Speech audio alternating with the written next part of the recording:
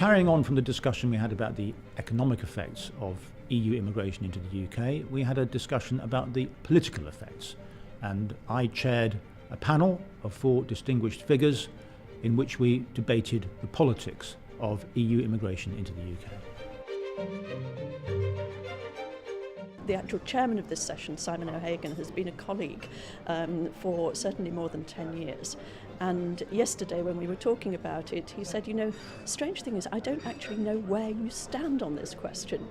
And the interesting thing is that probably I stand on both sides.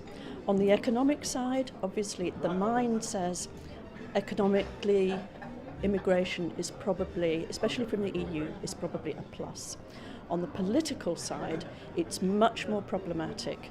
And working at The Independent, as I have done, which is a liberal, pro-European, pro-EU paper, pro-migration in principle, I would probably say that I'm one of the most critical members of staff. And maybe as somebody with quite an international background, it might surprise you to hear that I probably come down closer to Roger's position on a lot of the immigration debate than I do to that of the economists this morning. I mean, my favourite definition, I'm going to insult half the people in the room probably, my favourite definition, I think, of an economist is someone who can tell you why the thing they predicted yesterday didn't happen. Secondly, the single market is not just free trade, it's one rule replacing 28, and that is why presumably in the recent CBI survey, 80% of businesses said they wanted to stay in the EU. We know that the British economy needs immigrants. What we are opposed to is open-door immigration to the European continent. Personally, I would rather have a highly qualified Indian software engineer come into Britain rather than have an impoverished and low-skilled Eastern European. The problem we have as members of the European Union is that we are obliged to let in large numbers of people without any sort of selection according to their skills or suitability. The evidence that I've looked at suggests that yes, immigration increases GDP, but only about in proportion to the numbers. Many here might say that's not a free market. But we want a free market in terms of free trade in Europe and beyond Europe, but we do not agree that free trade implies free movement of people, and especially in the world as it is today, complete free movement will end up in a disaster. Roger, I just want you to speak a little bit about the specific of that element of the workforce that's coming here and the effect that you think that's having.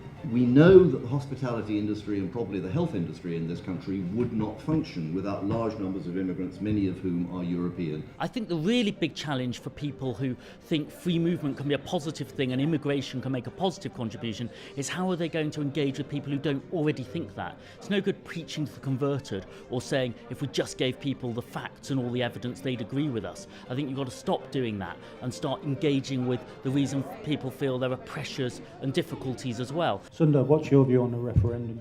I think there will be one at some point. I think the question of what triggers it and why you have one, these are quite sort of technical arguments. I think the question to people who really think it'd be terrible to have one, why don't you want one? If you look in your heart and say the reason I don't want one is I think my side would lose it. If immigrants from the EU coming to work here is economically beneficial, where do those costs come from that you just claimed? Well, you've raised two things that are, honestly, Simon, unrelated. Do you think in the future Turkey might join the EU, even if they will have a few restrictions put on them before they join? Well, I start from the point of view that we're all immigrants, really. It just depends how far back you go. Some of us came last year, some of us came 500 years ago, some of us came 2,000 years ago. And it doesn't really make much difference. It's a question of time passing and people being absorbed. And it's an endless historical process that we're all part of. So the advantages outweigh the problems?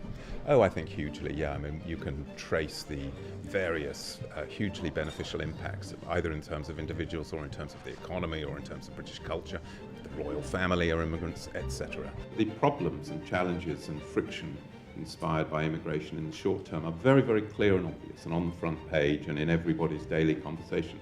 The benefits perhaps take 100 years to come true. It seems to me rather clear that British involvement with EU countries, for example, now Poland, but also the presence here of huge populations from India and China and Africa must be of enormous potential interest. And I wonder, do you think Britain will ever think of itself as truly European? How long do we have?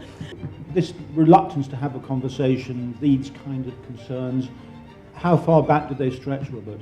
Well, a long way, but I must agree with Sunda that I don't think there is a real reluctance to have a debate. Indeed, I've found that when people say they want a free and frank debate on this, they usually mean that they'd like the others to shut up for a bit. Thank you very much indeed then, finally, to this second panel. Robert Winder, Mary Dejevsky, Roger Helmer, Sunda Katwala, thank you very much indeed.